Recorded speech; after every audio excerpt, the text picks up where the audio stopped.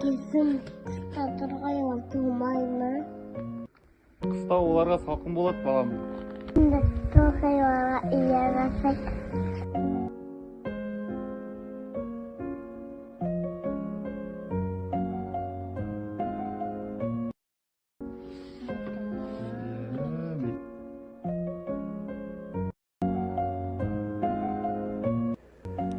Отбасы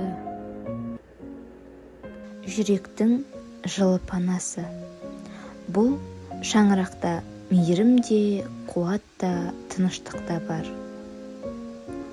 Әке асқар тау. Ана елдің нұры. Бала бақыттың өзі.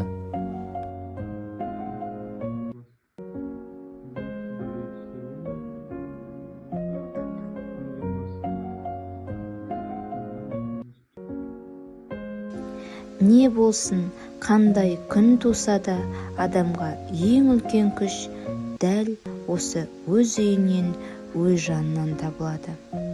Өйткені отбасы Алланың адамға берген ең үлкен сыйы.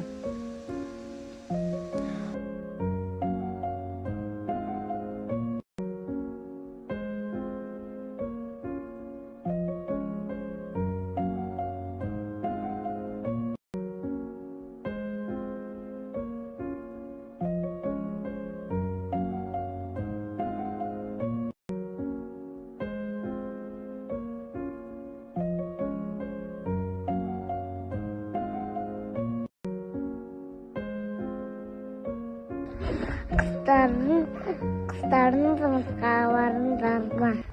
Қыстардың ұясын бұзба.